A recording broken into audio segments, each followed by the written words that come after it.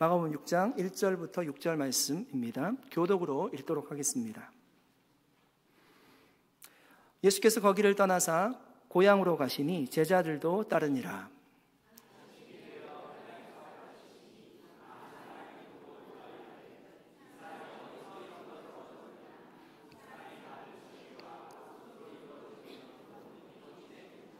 이 사람이 마리아의 아들 목수가 아니냐, 야고보와 요셉과 유다와 시몬의 형제가 아니냐, 그 너희들이 우리와 함께 여기 있지 아니하냐 하고 예수를 배척한지라.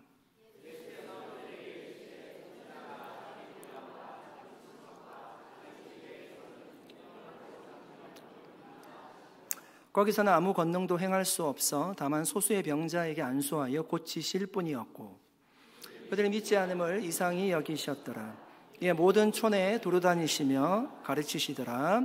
아멘. 잠깐 기도하겠습니다. 하나님 아버지 감사드립니다.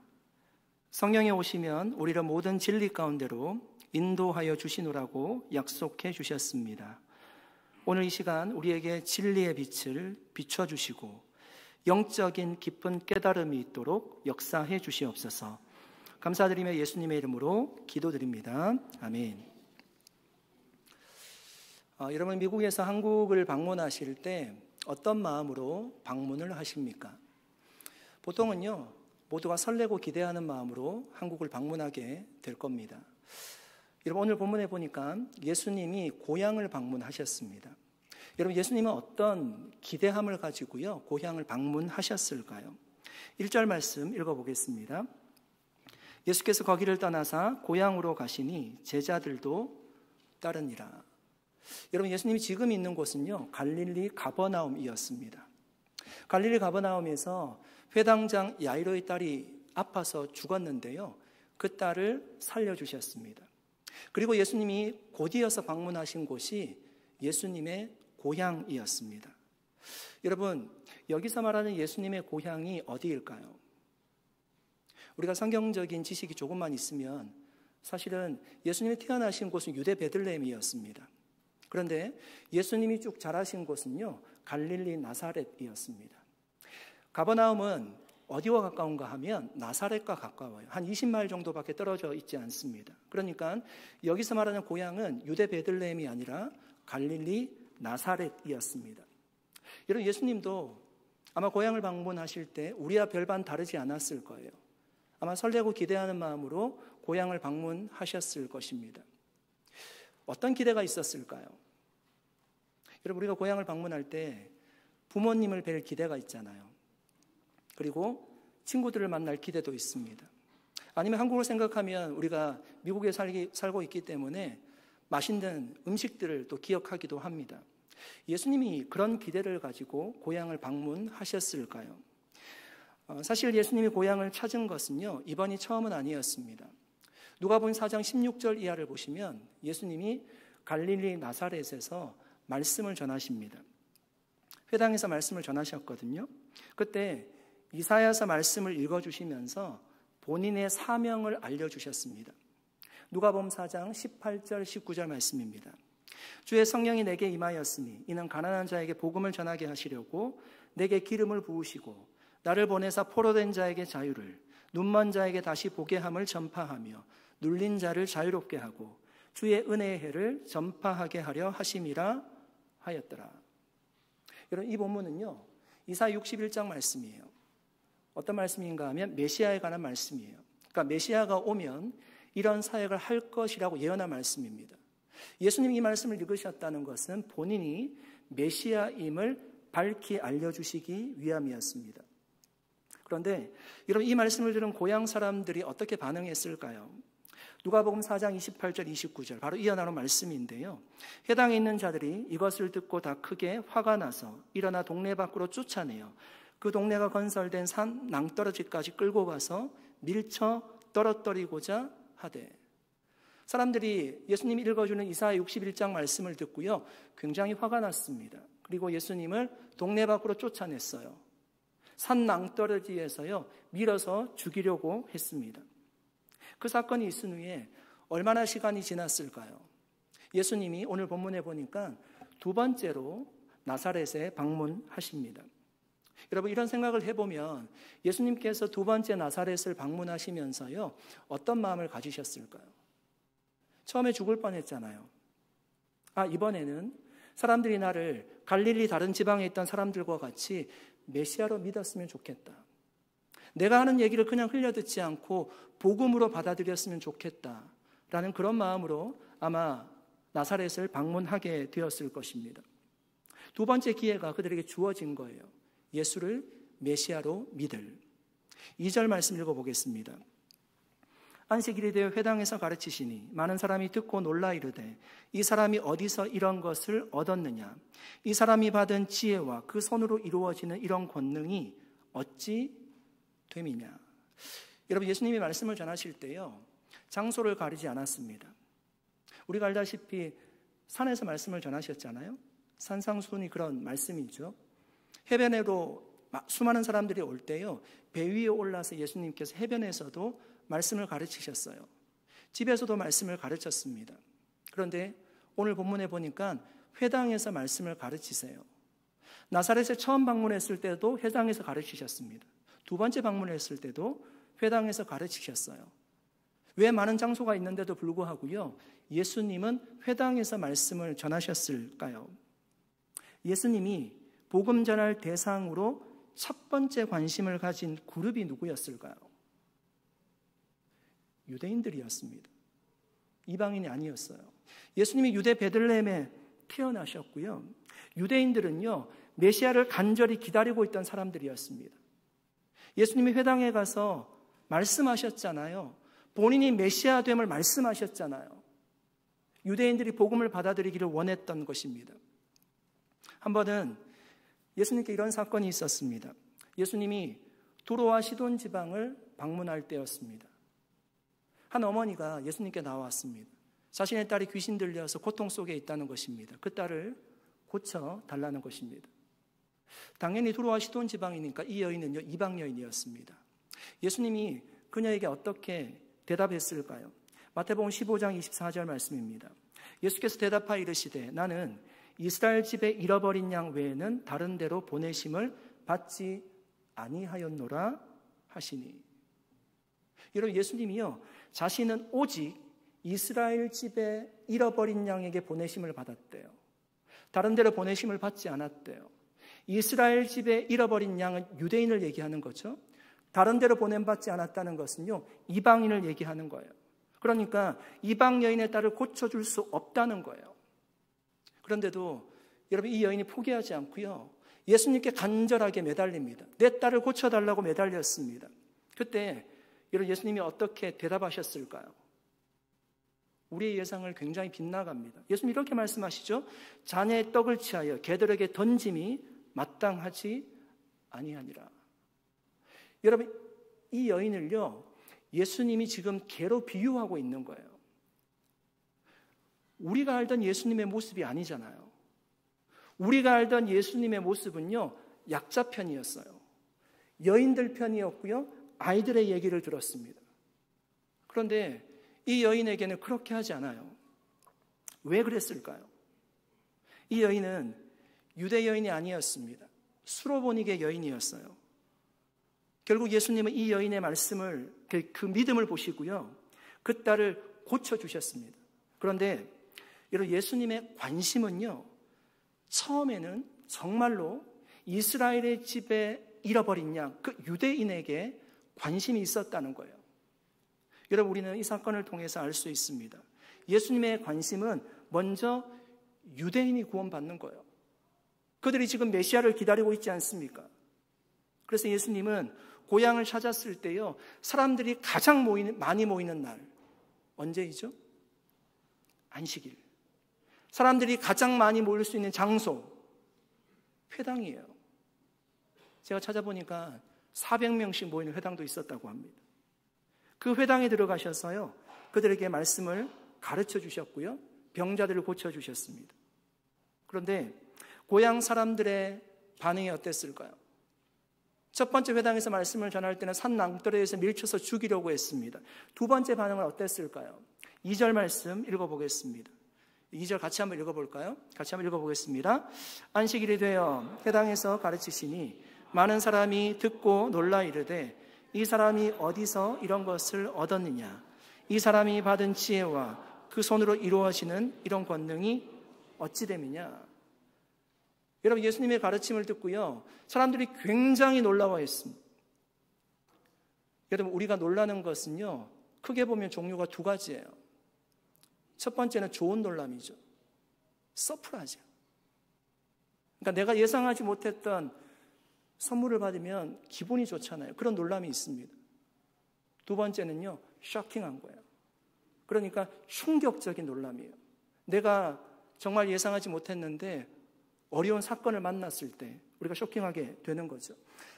여러분, 해당에 있던 사람들이 놀랬던 것은 어떤 의미입니까? 좋은 의미의 놀람이었을까요? 아니면 나쁜 의미의 놀람이었을까요? 나쁜 의미의 놀람이었어요. 이해할 수 없는 놀람이었습니다. 이 사람이 어디서 이런 것을 얻었느냐? 이 사람이 받은 지혜와 그 손으로 이루어지는 이런 권능이 어찌 됨이냐? 그러니까 도무지 믿을 수 없다는 반응이에요. 여러분, 그들은 왜 이런 반응을 보였을까요? 예수님이 누구인지 너무나 잘 알고 있습니다. 3절 말씀입니다. 이 사람이 마리아의 아들 목수가 아니냐? 야고보와 요셉과 유다와 시몬의 형제가 아니냐? 그 누이들이 우리와 함께 여기 있지 아니하냐 하고 예수를 배척한지라. 여러분, 그들이 아는 예수가 누구이죠? 목수의 아들이에요. 마리아의 아들이에요. 그 예수는요, 30년 동안 이 동네에서 살았어요. 예수가 커하는 것을 봐왔어요. 유스와 청년 과정을 거치는 것을 봐왔고요. 자신들과 함께 땀을 흘리면서 함께 일을 했던 목수였어요. 그 가정에 대해서도 너무나 잘 알고 있어요. 그 어머니가 마리아라는 것도 형제의 이름까지, 자매들이 있다는 것까지 정확히 알고 있습니다. 여러분, 제 형제가 몇 명인지 아세요 혹시? 모르시죠? 제가 4명 있거든요. 이름은 아세요? 모르시죠? 이름까지 알고 있어요. 그러니까 어떤 의미인가 하면요, 너무너무 잘 알고 있는 거예요. 너무너무 잘 알고 있는 거예요. 그 집에 대해서 너무너무 잘 알고 있는 거예요. 여러분, 그들의 눈에 예수님이 어떻게 보였을까요? 당연히 목수의 아들이고요, 마리아의 아들로 보였습니다. 그래서 예수님을 배척했어요. 이 배척했다는 헬라어 단어가요, 스칸달라조라는 단어예요. 스칸달라조.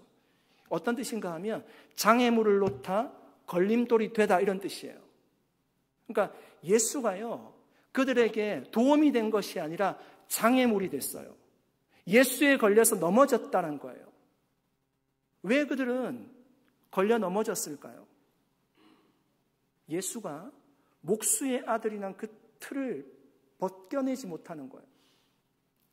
여러분, 그 틀을 벗겨내기가요, 왜 힘들까요? 목수라는 그 틀을 벗겨내기가 왜 힘들까요?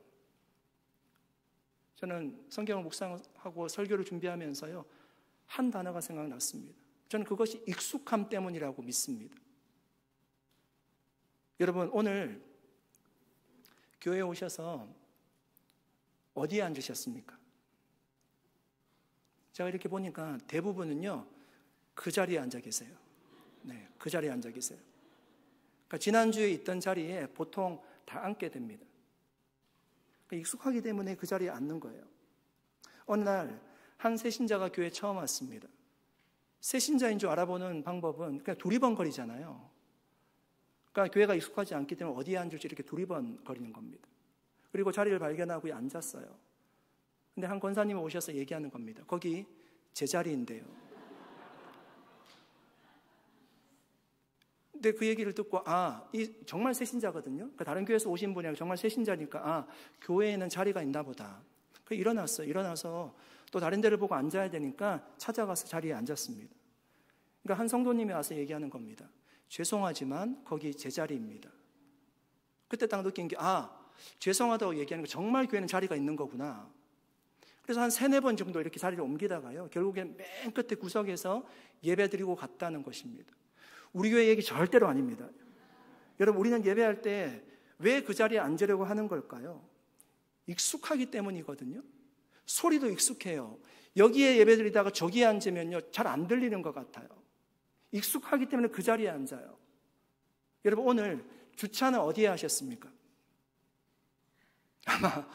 아마 대부분은요, 그 근방에 하셨을 거예요. 근방에 하셨을 거예요. 익숙함이 나쁜 건 아닙니다. 시간을 줄여주고요, 빨리 일 처리를 할 수 있어요. 두리번거지 않을 수 있잖아요. 금방 교회 들어올 수 있잖아요. 익숙함은 편안한 것입니다. 그런데 여러분, 이런 말이 있습니다. 익숙함이 능률을 저하시킨다. 익숙함이 능률을 저하시킨다.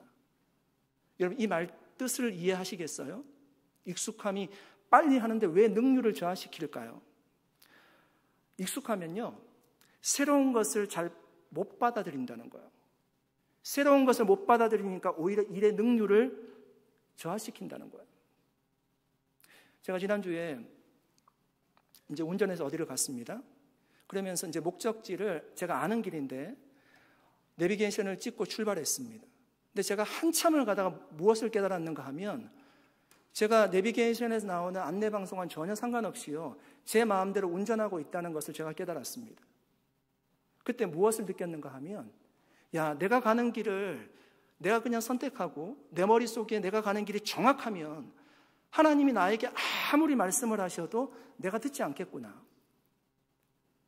내가 가는 길이 확실하고 내가 아는 지식이 확실하다고 생각하면 주님이 나에게 아무리 말씀하셔도 내가 듣지 않겠구나. 내가 갈 길 내가 가겠구나. 그런 생각을 했었습니다. 여러분, 우리에게 익숙함이란 그런 것이지 않을까요? 익숙하니까 오히려 도움을 필요로 하지 않아요. 내비게이션 도움 필요 없어요. 익숙하니까 예수님의 말씀이 들리지 않아요.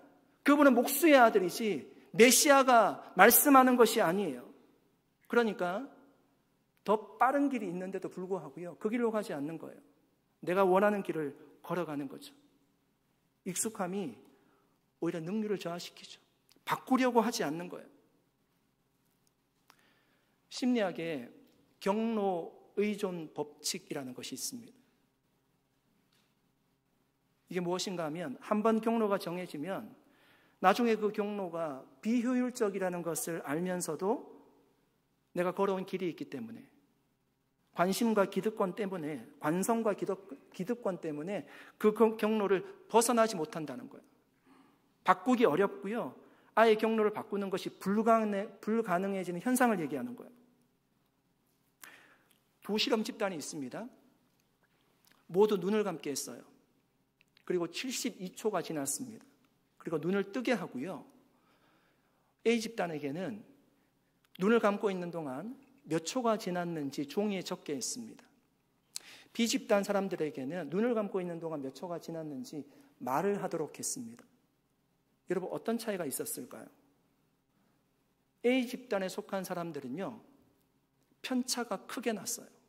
30초, 60초, 90초, 120초 편차가 크게 났습니다. 그런데 B 집단에 속한 사람들은요, 말하는 시간이 거의 비슷하다라는 것입니다. 앞에 있는 사람이 어떤 얘기를 하는가가 딱 듣고요, 그 경로가 정해지면 거기에서 거의 벗어나지 않고 얘기를 하더라는 것입니다. 제가 실험해 봤잖아요. 제가 기름 넣으러 갈 때, 가스를 넣으러 갈 때 아이들과 타고 있으면 우리가 항상 내기하거든요. 오늘 얼마 들어갈 것 같아? 그리고 나서 제가 먼저 제일 얘기합니다. 왜냐하면 게이지 내려가는 거 보면 대충 알잖아요. 45불 이렇게 얘기하면 다 거의 금방이에요. 48불, 40불 이렇게 얘기합니다. 경로가 한번 정해지면 거기에서 잘 벗어나지 않는 거죠. 여러분, 회당에 있던 유대인들은요, 경로가 이미 정해진 사람과 같습니다. 예수는 목수의 아들이에요. 마리아의 아들이에요. 그 경로를 벗어나기가 어려워요. 그 경로가 익숙하죠? 그것이 믿음의 걸림돌이 되는 겁니다. 사랑하는 여러분, 저와 여러분은 신앙의 익숙함에 갇혀 있지는 않습니까? 우리가 익숙한 그 틀을 벗어나지 못하고 있지는 않습니까? 그것이 오히려 믿음의 여러분 걸림돌이 되지는 않습니까? 새로운 것을 받아들이지 못하게 하는 장애물이 되지는 않습니까? 익숙함에서 오는 편안함은 너무나 달콤합니다. 그 편안함을 즐기다 보면요, 변화에 대한 열망은 사라져갑니다.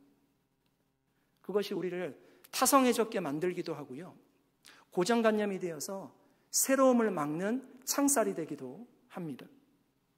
사랑하는 여러분, 우리가 예수 그리스도를 닮아가는 것은 주님 만날 때까지 닮아가야 됩니다.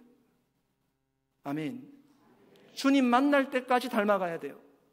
우리는 계속적으로 변화되어져 가야 됩니다.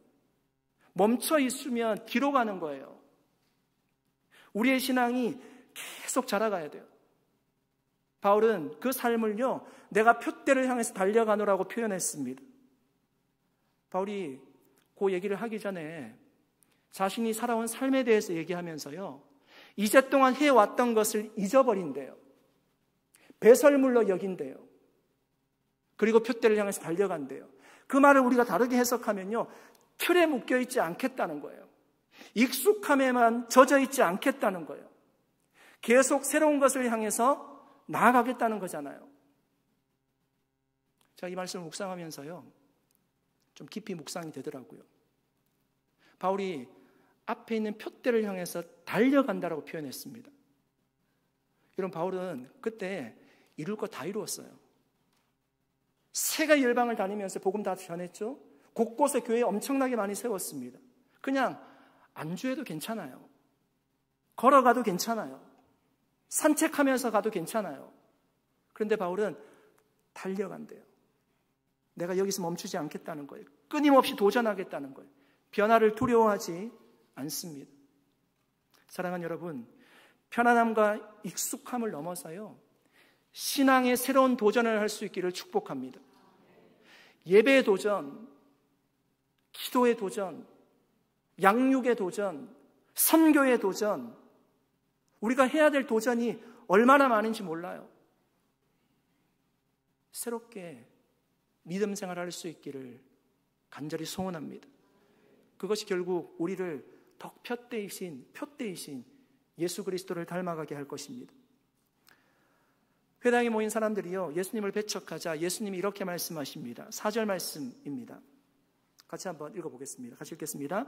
예수께서 그들에게 이르시되 선지자가 자기 고향과 자기 친척과 자기 집 외에는 존경을 받지 못함이 없느니라 하시며. 여러분, 예수님의 이 말씀이 어떤 의미일까요? 선지자는 다른 곳에서는 다 존경을 받지만 자기 동네에 와서 자기 친척들, 자기 집에서는 환영을 받지 못한다, 존경을 받지 못한다는 뜻일까요? 제가 아는 목사님이 계십니다. 어머니가 권사님이세요. 그런데 그 권사님은요, 아들에게 존댓말을 합니다. 굉장히 깍듯하게 대우합니다. 그러니까 자기가 배 아파서 낳은 아들이지만 하나님의 종으로 대우하는 것입니다. 그러니까 꼭 선지자가 가족에게 환영받지 못한다, 존경받지 못한다는 것은 아니에요. 그러니까 이 말의 실제 의미는요, 다른 사람들에게 보다 친숙한 사람, 가까운 사람에게 존경받기 더 어렵다는 얘기예요. 마을 사람들은 친숙한 사람들이잖아요. 그러니까 그들에게 존경받기 어려운 것입니다. 여러분, 우리가 누군가를 추천받을 때요, 그 사람에 대해서 가장 잘 알 수 있는 방법이 무엇일까요? 그 사람을 잘 아는 사람에게 물어보면 됩니다. 오랫동안 교제한 사람들에게 물어봐서 그 사람을 추천할 수 있으면요, 그 사람 정말 좋은 사람이에요. 그래서 보통 추천서를 받을 때 어떤 항목이 있는가 하면, 이 사람을 얼마나 알았습니까? 1년 알았습니까? 3년 알았습니까? 5년 알았습니까? 10년 알았습니까? 가까이서 아는 사람 중에 정말 그 사람을 추천할 수 있으면, 좋은 사람이라고 하면 틀림이 없습니다. 그런데 여러분, 예수님은요, 가까이 가면 더 좋은 분이세요. 여러분 믿으십니까? 가까이 가야지만 우리는 더 은혜를 받을 수 있어요. 가까이 가야지만 선한 목자인 주님의 음성을요, 또렷이 들을 수 있어요. 가까이 가야지만 포도나무인 예수님께 우리가 붙어서요, 선한 열매를 거둘 수가 있습니다. 가까이 가야지만 우리가, 여러분, 어두움에 다니지 않고요, 빛에 거할 수가 있어요. 복음서에 보시면 수많은 사람들이 예수님 가까이 나오잖아요. 그들은요, 다 구원받았어요. 인생의 문제를 다 해결받았습니다. 다 치료함을 받았습니다. 그러므로 우리도 지금보다 좀 더 예수님께 가까이 나아갈 수 있기를 축복합니다. 그것이 우리를 새롭게 할 것입니다. 여러분, 사실 고향 사람들은 물리적으로나 거리적으로나 예수님께 가까이 있었잖아요. 그런데 실제로는요, 예수님과 가까이 지냈던 사람이 아닌 거예요. 가까이 지냈다면 그럴 수 없어요. 여러분, 우리도 매주 교회에 나옵니다. 종교생활 열심히 하고요. 정말 필요한 거예요. 그렇지만 거기에서만 우리가 안주하면 안 된다는 거예요. 거기에서만 그냥 익숙해서요, 젖어 있으면 안 됩니다. 예수님을 인격적으로 만나고요, 더욱 가까워져야 돼요. 여러분, 교회에 있으면서 예수님과 멀어질 수 있잖아요. 신앙이 떨어지고 믿음이 떨어지면요, 제 사무실이 여기서 1분이면 걸어가요. 1분도 안 걸릴걸요? 거기서 여기 오는 거리가 굉장히 멀리 느껴져요.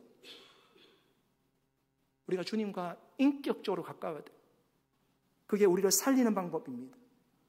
가까워진 만큼 큰 은혜를 받을 수 있는 줄로 믿습니다. 고향 사람들이 죄송합니다.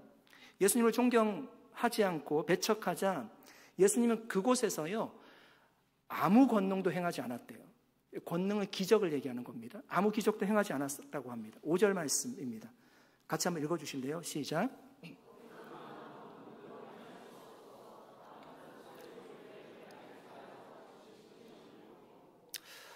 여러분, 예수님이 전능하신 분을 믿으십니까? 정말 믿으시죠? 예수님이 바람과 바다를 잔잔하게 하셨고요, 우리가 살펴보았듯이 야이로의 딸을 살려주셨습니다. 그런데 왜 예수님이 나사렛에서는요, 아무런 권능도 행하지 않았을까요? 예수님이 이 권능, 능력을 잃어버리셨던 걸까요? 이 기사가, 똑같은 기사가 마태복음 13장에 나오거든요. 13장 58절에는 그 이유를 이렇게 말씀합니다. 같이 한번 읽어보겠습니다. 같이 읽겠습니다. 그들이 믿지 않음으로 말미암아 거기서 많은 능력을 행하지 아니하십니다. 뭐라고 말씀하죠? 믿지 않음으로. 예수님이 권능을 행할 능력이 없었던 것이 아니라 불신앙 때문이었어요. 그들이 믿지 않음으로 거기에서 아무런 능력을 행하지 않았다라고 얘기합니다. 회당에 있는 사람들이 예수님의 말씀을 받아들이지 않고 그분이 하나님께로부터 온 메시아라는 사실을 믿지 않는 한 여러분, 기적을 일으키는 것은 아무런 의미가 없어요. 여러분, 기적은요, 목적이 아니에요. 기적을 보여주는 것이 뭔가 이렇게 막 대단한 것처럼 보이지만 그것이 목적이 아니라 기적은 예수를 믿기 위한 도구일 뿐입니다. 복음서에 보면 믿음이 기적을 동반하는 경우가 일반적인 원리예요. 그러니까 믿음이 있는 자에게요, 하나님께서 기적의 역사를 보여주셨습니다. 여러분, 혈루병 여인이 예수님께 나오잖아요. 수많은 사람들이 예수님께 막 몰려가고 있었습니다.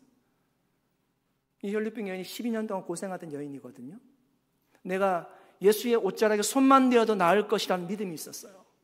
그 믿음으로 예수님의 옷자락에 손을 댈 때 혈류의 근원이 끊어졌어요. 그러니까 믿음이 기적을 가져왔다는 스토리예요. 제자들이 풍랑을 만났습니다. 죽을 위기에 놓여졌습니다. 예수님이 바다를 걸어오셨어요. 유령인 줄 알았죠.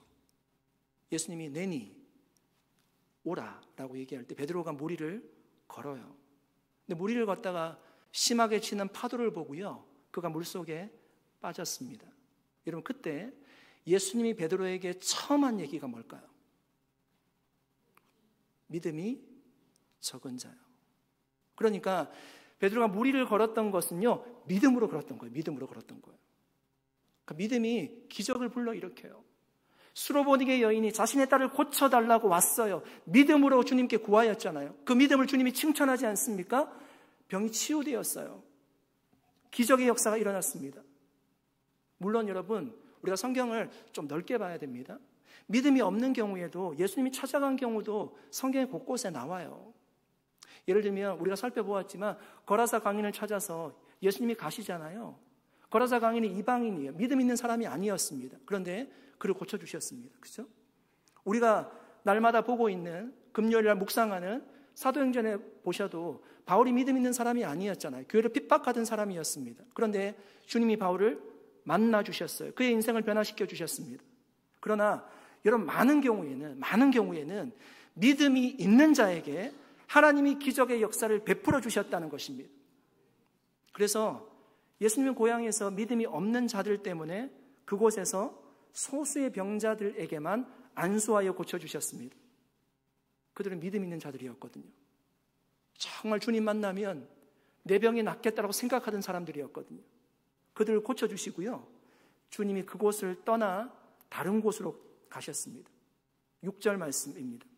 그들이 믿지 않음을 이상히 여기셨더라. 이에 모든 촌에 두루 다니시며 가르치시더라. 그들이 믿지 않아서요, 예수님이 다른 촌으로 가셨습니다. 여러분, 성경의 복음서에 보시면 예수님이 그 이후에 다시금 그 나사렛에서 돌아왔다는 소식은 없어요. 사랑하는 여러분, 보십시오. 믿을 수 있는 기회는요, 우리에게 항상 있는 것은 아니에요. 예수님이 두 번째 고향을 방문했을 때 기대감을 가지고 오셨습니다. 메시아로 믿을 것을 기대감을 가지고 오셨습니다. 그런데 고향 사람들이 믿지를 않는 거예요. 믿을 수 있는 기회를요, 발로 차버렸습니다. 믿을 수 있는 기회가 무한정 우리에게 주어지지는 않는다는 얘기입니다. 사랑하는 여러분, 저와 여러분도 때를 놓치지 않는 신앙 가질 수 있기를 축복합니다. 여러분, 우리가 주님 만날 때가 있고요, 주님이 찾으신대요. 섬길 때가 있고요, 양육을 받을 때가 있고요, 선교를 나갈 수 있는 때가 있어요. 건강하지 않으면 그것도 하고 싶어도 할 수가 없어요. 그 때를 놓치면 예수님이 다른 마을로 가신대요. 믿음이 없는 나사렛에 더 이상 머무시지 않습니다. 다시 예수님을 만나지 못할 수도 있어요. 여러분, 믿음은 기적을 일으키는 통로가 되는 줄 믿습니다. 여러분, 정말 안타깝잖아요. 나에게 믿음이 없기 때문에 나의 삶에서, 우리 가정에서, 우리 교회에 예수님이 일을 하지 못하시는 것은 아닌가. 내가 믿음이 없기 때문에 주님이 더 많은 것들을 우리에게 주실 수 있는데 그 정도밖에 하실 수 없는 것은 아닌가. 우리가 기도해야 됩니다. 믿음만 있으면 주님이 놀라운 일을 행하실 줄 믿습니다. 예수님께서 말씀하셨어요. 마가복음 9장 23절 말씀입니다. 예수께서 이르시되 할 수 있거더니 무슨 말이냐. 믿는 자에게는 능히 하지 못할 일이 없느니라 하시니. 어느 날 숲속에서 개구리들이 모여서 큰 산을 오르는 경기를 하기로 했습니다. 하지만 산이 너무 높았고요, 관중들은 개구리들에게 말했습니다. 너희가 어떻게 저 산을 올라가겠어? 불가능해. 도중에 포기할 게 뻔해. 경주가 시작되었지만 하나둘씩 개구리들이 포기했습니다. 그런데 단 한 마리의 개구리만 끝까지 산을 올라가서 정상에 도착했습니다. 모두가 놀라서 물었습니다. 어떻게 포기하지 않고 끝까지 올라갈 수 있었어? 그제서야 사람들은 깨달았습니다. 이 개구리는 귀가 먹먹한 개구리였어요. 다른 개구리들이 포기하라고 얘기하는데 그 소리를 듣지 못한 거예요. 그냥 자신을 응원하는 줄 알았는 거예요. 나를 많이 응원하는구나. 혼자 끝까지 산을 올라간 것입니다.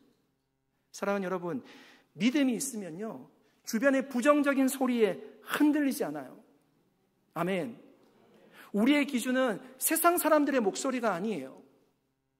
우리가 크게 들어야 될 목소리는요, 주님의 목소리잖아요. 주님이 믿음을 가지래요. 믿는 이에게 능치 못할 일이 없다라고 주님 말씀하셨습니다. 믿음이 있으면 우리 가정에, 내 삶에, 우리 산호세 온누리교회에 주님이 놀라운 일을 행하실 줄 믿습니다. 끝까지 여러분, 우리가 주님의 약속을 붙들고 그것을 믿음으로 경주할 수 있기를 바랍니다. 그래서 여러분, 주님이 오늘 나사렛에서 떠나셨잖아요.